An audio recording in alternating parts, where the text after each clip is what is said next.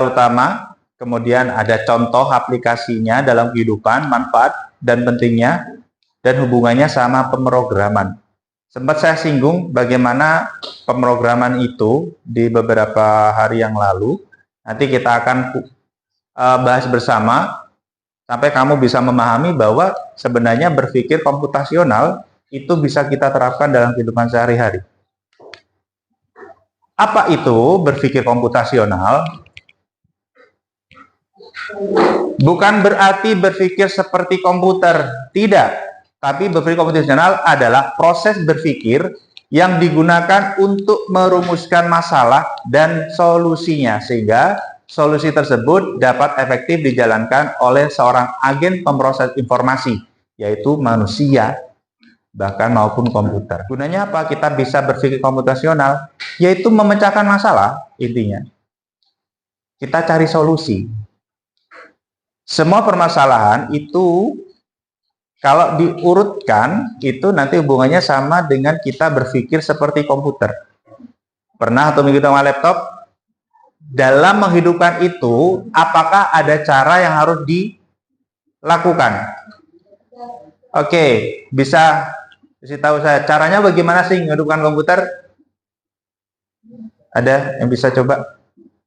Yang pernah saat di sekolah yang lalu itu belajar tentang komputer, pastikan kamu pernah tahu.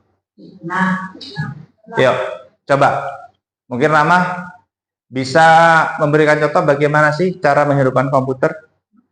Kamu tekan apa saat menghidupkan komputer? Nice, power. Jadi kamu tekan tombol power. Kalau misalkan powernya tidak hidup, berarti ada permasalahan. Permasalahannya apa kalau tidak hidup? Baterainya habis. Kalau baterai habis, apa yang dilakukan? Dicas. Sebenarnya, kalau kamu sudah berpikir seperti itu, sebenarnya kamu sudah berpikir komputasional. Tanpa kamu sadari, kamu sudah berpikir komputasional. Bagaimana? Mencari masalah loh. Dipencet kok tidak hidup. Oh, berarti masalahnya apa? Dicari. Oh, mungkin baterainya habis, dicek. Oh iya. Dengan cara gimana? Coba dicas, habis itu ketawa, oh berarti hidup karena sudah dicas. Ya. Jadi tidak serumit kita mikir seperti komputer, tidak. Tapi cara bagaimana kita merumuskan dan mencari solusi masalah, sebenarnya itu. Tidak serumit yang kita bayangkan berpikir komputasional. Lanjut. Mengapa berpikir komputasional itu penting? Pertama, meningkatkan kemampuan pemecahan masalah, membuat kita lebih terstruktur dan logis dalam menghadapi masalah yang kompleks. Dua, relevan di semua bidang, tidak hanya TI, teknologi informatika, tetapi juga di bidang seni, bisnis, kedokteran, penelitian, dan kehidupan sehari-hari. Kita fokuskan di situ. Mempersiapkan SDM untuk era digital, jadi fondasi untuk memahami dan menciptakan teknologi. Yang keempat, meningkatkan efisiensi, membantu memecahkan masalah besar menjadi kecil sehingga lebih mudah dan cepat diselesaikan. Ya, kita coba. Kenapa itu pentingnya? Seperti tadi, kamu sudah tahu bagaimana cara menyelesaikan permasalahan yang kamu hadapi. Yang sederhana tadi dari laptop atau komputer. Masalahnya apa? Kamu sudah tahu solusinya. Kemudian, lebih terstruktur. Karena kamu sudah tahu urutannya, ya, karena sudah tahu urutannya, jadi kamu tahu, secara logika kamu sudah langsung menangkap, oh iya, berarti ini. 4 pilar utama berpikir komputasional. Yang pertama, dekomposisi. Pengenalan pola, abstraksi, dan algoritma. Dekomposisi. Memecahkan masalah kompleks menjadi bagian-bagian kecil yang mudah dikelola.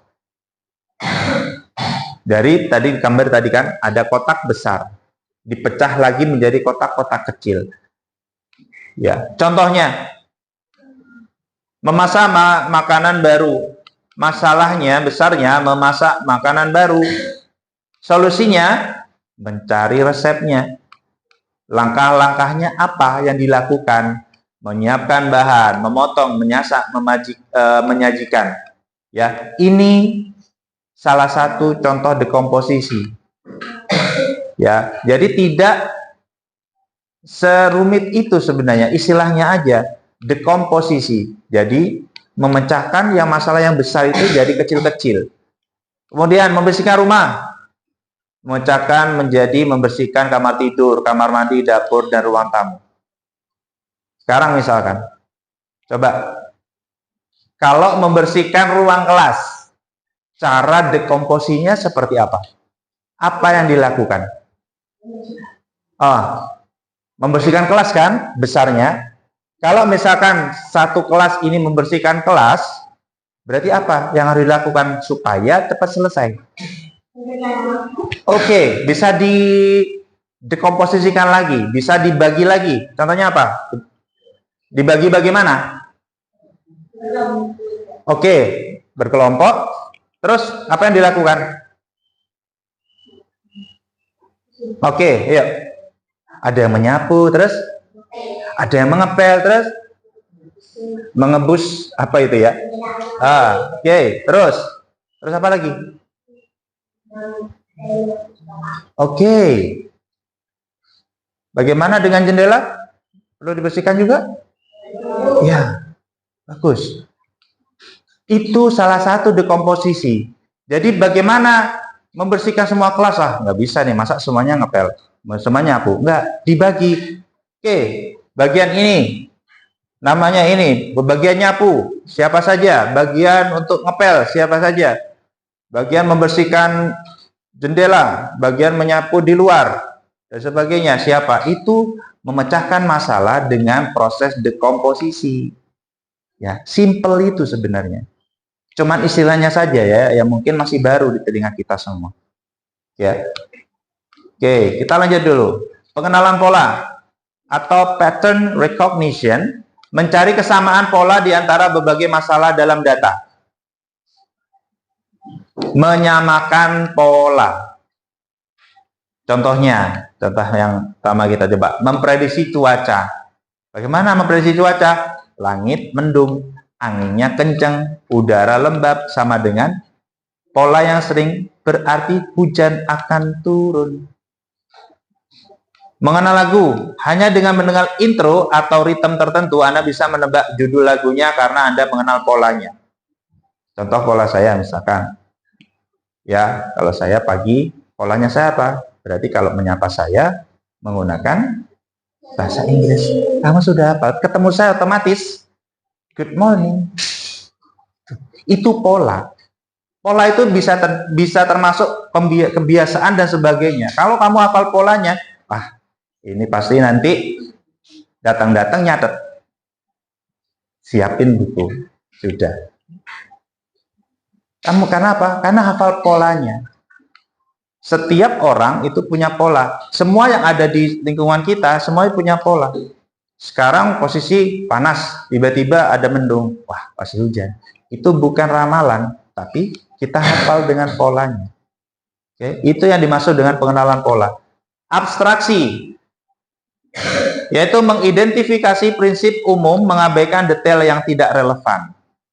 Oke, kita coba pelan. Tadi dua hal itu kamu sudah pahami. Contohnya resep makanan. Resep adalah abstraksi dari proses memasak. Ia hanya berisi bahan dan langkah-langkah penting, bukan detail seperti pegang pisau dengan sudut 45 derajat, pastikan api berwarna biru. Ya, di sini kita coba bedah. Yang kedua, profil media sosial. Profil Anda dengan abstraksi dari diri Anda. Hanya informasi penting seperti nama, foto, minat, pekerjaan ditampilkan. Bukan seluruh detail kehidupan Anda. Abstraksi. Berarti menampilkan hal-hal yang berhubungan dan yang penting saja. Kita ambil contoh ini yang paling gampang, resep makanan. Apakah perlu dijelaskan sampai dengan detail-detail ini ya, contohnya sudutnya waktu motong kamu harus benar sudutnya ini, tangannya harus tangan kanan atau tangan kiri, suhunya apinya berapa ya, apinya harus besar atau kecil dan sebagainya. Tidak sedetail itu. Bahkan kita tidak tahu suhunya air itu berapa. Apa harus sedetail itu? Tidak. Maksudnya di sini abstraksi itu hanya hal-hal yang umum, yang penting saja. Yang nggak relevan, yang tidak begitu masuk, tidak perlu diceritakan, nggak perlu ceritakan. Itu namanya abstraksi. Kemudian algoritma. Merancang langkah-langkah yang jelas dan terurut untuk menyelesaikan masalah. Ini. Ya. Urutannya bagaimana? Seperti tadi. Urutannya menghidupkan komputer apa dulu? Ceklik. Oh, itu urutannya. Ya. Jadi seperti ini, resep memasak, langkahnya 1, siapkan bahan. Langkah 2, iris. Langkah 8, dan sebagainya. Ini namanya algoritma. Bagaimana algoritma ini? Tadi saya bilang bahwa kamu sebenarnya tahu. Sadar tidak sih, saat kamu membuka media sosial, YouTube, Instagram, atau TikTok, ya hal yang kamu sukai apa? Bisa contoh, misalkan, ya Fahmi, kamu hal yang paling sering kamu cari di medsos itu apa? Tentang apa? Tentang game. Ya, tentang game. Kemudian, saya tanya sama kamu deh, yuk. Kamu di media sosialnya bagaimana? Kamu cari apa biasanya? Hah? Konten apa? Konten sepeda. Sekarang, bandingkan dua hal ini. Antara medsosnya si Fahmi dengan temennya, saat kita satukan, belum setelah Fahmi nyari game, ya, setelah yang lainnya mencari tentang sepeda, ya, apa yang terjadi? Apakah isinya sama?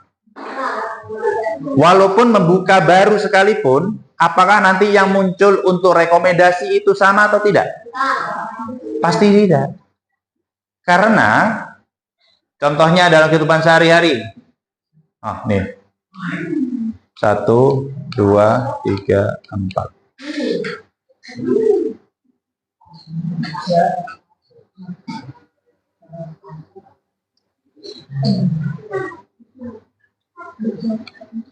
Udah urutannya ya. Memasak jadi ini. Tapi kok ada ini? Ya, contohnya lagi di komposisi. Apakah ini termasuk? Ya, mencari resep. Oke. Untuk algoritma. Sorry. Kita lanjut dulu. Hubungan dengan pemrograman atau programming. Berpikir komputasional itu adalah proses berpikir. Kamu sudah melakukan proses berpikir saat kamu mencoba untuk mencari solusi tentang suatu masalah. Kamu sudah berpikir komputasional loh. Saat kamu disuruh mengerjakan soal mata pelajaran, misalkan PKN atau matematika, kamu kan sudah mikir caranya bagaimana, di breakdown supaya bisa. Pemrograman di sini adalah implementasi dari proses berpikir tersebut di dalam bahasa dan mengerti komputer. Analogi berpikir komputasional adalah merancang alur cerita dengan storyboard sebuah film. Analoginya seperti itu. Berpikir komputasional itu seperti merancang cerita. Ya. Pemrograman adalah proses syutingnya. Ya. Kalau kamu membuat sebuah program, tidak pernahkah terpikir kamu bahwa sebenarnya di HP kamu itu, ya, di HP kamu itu, kamu bisa membuat hal-hal seperti ini. Kode program bisa berantakan jika tidak efisien. Kalau kita tidak bisa berpikir, pasti hasilnya akan berantakan. Contohnya, saat kamu tidak mau mikir, mengerjakan, lihat soalnya, tidak mau berpikir, bisa nggak soal itu diselesaikan? Tidak akan bisa. Oke, sekarang kita akan coba untuk seberapa besar kamu bisa memahami tentang materi kita kali ini. Kelompok ini kelompok 1, kelompok 2 sini 3. Itu aja, gabung. Ini ke belakang aja, langsung putar ke belakang. Ini gabung ke sini. Ini salaman ke sini. Kamu ke sini. Oh, ini ya. Udah, sini. Silakan. Silakan kursinya diputar. Kamu gabung ke sini. Silakan ke situ. Gabung. Balik. Atau kursi kamu di sini juga apa? Dibalik, dibalik. Yuk. Balik ya.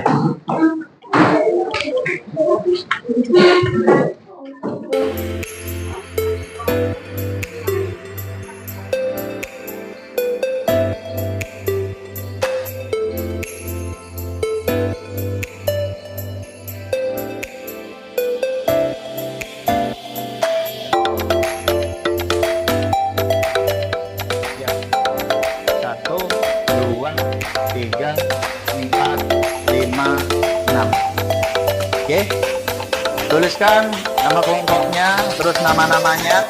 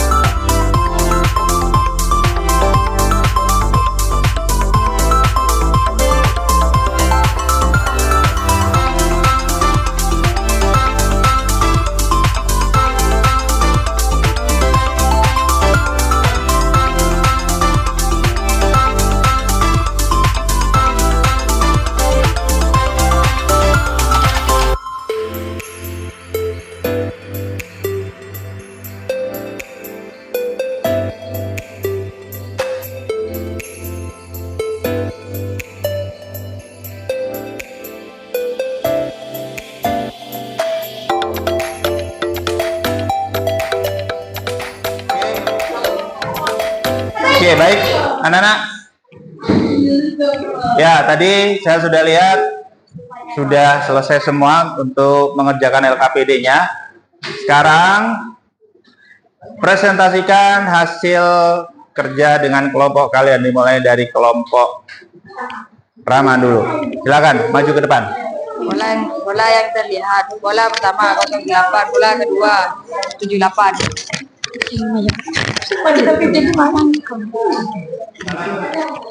Assalamualaikum warahmatullahi wabarakatuh. Pengenalan bola, mencari kesamaan atau bola. Pengenalan bola adalah mencari kesamaan bola atau tren dalam masalah atau data untuk mencari solusi yang lebih efisien.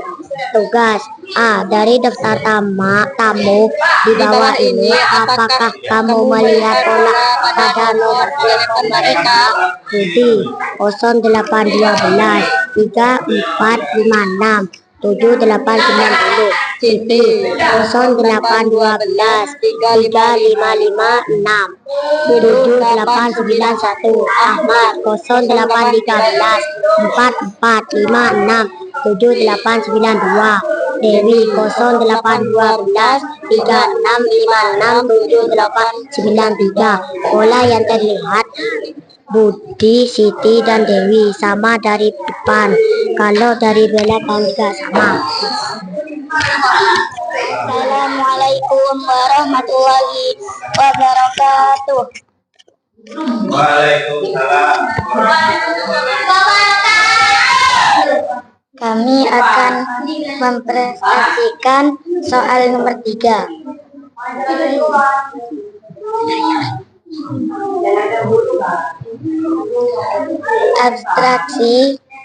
Abstraksi adalah berfokus hanya pada informasi yang penting dan mengabaikan detail yang tidak relevan.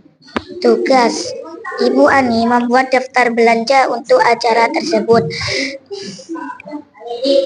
Bantulah ia membuat daftar yang hanya berisi informasi penting.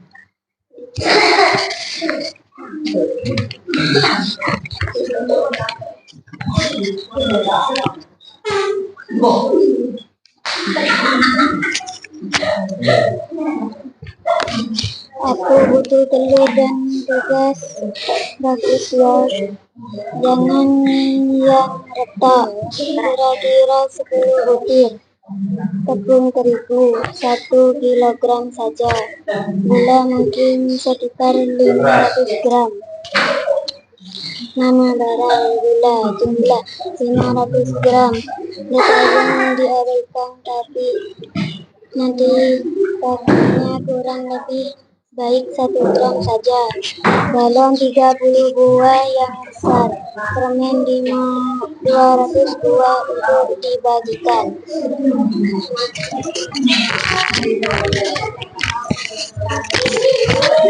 Buatlah algoritma langkah-langkah sederhana untuk satu subtugas yang telah kamu tuliskan di bagian dekomposisi. Misalnya mendekorasi rumah. Memasak algoritma memasak Indomie. Langkah pertama, ambil panci dan tuang 200 ml air. Langkah kedua, nyalakan kompor dan sampai mendidih. Langkah ketiga, membuka bungkus Indomie dan rebus mie dan tuangkan bumbunya. Langkah 4, angkat Indomie dari panci dan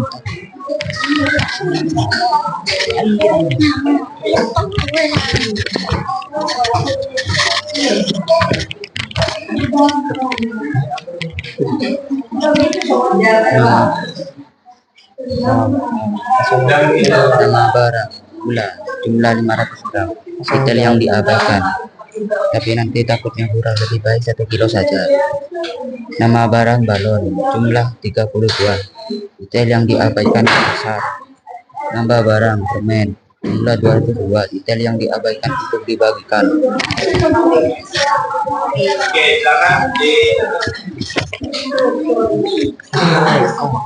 Wassalamualaikum warahmatullahi wabarakatuh.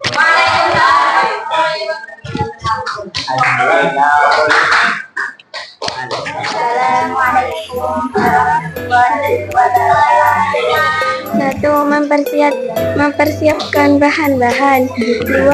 Membuat hiasan. 3. Membuat contoh dekorasi. 4. Memasang hiasan. 5. Dan lainnya.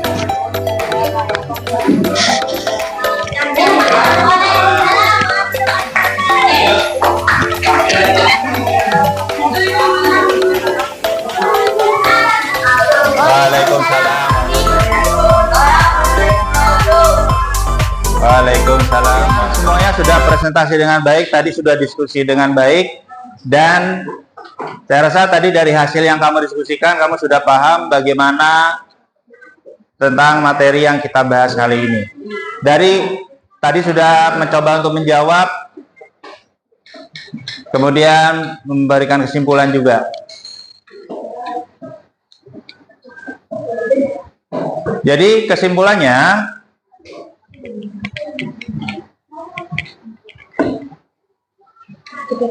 adalah berpikir komputasional adalah keterampilan fundamental abad ke-21. Kemudian terdiri dari 4 pilar utama yang tadi sudah kamu diskusikan dengan kelompoknya, yaitu dekomposisi, pengenalan pola, abstraksi, dan algoritma. Bermanfaat luas di berbagai bidang kehidupan dan pekerjaan, bukan hanya programming. Kemudian melatih berarti melatih diri untuk menjadi problem solver atau orang yang bisa memecahkan masalah yang lebih terstruktur, logis, dan efisien. Dan kamu sudah melakukannya dengan baik. Oke, tepuk tangan buat kalian semuanya.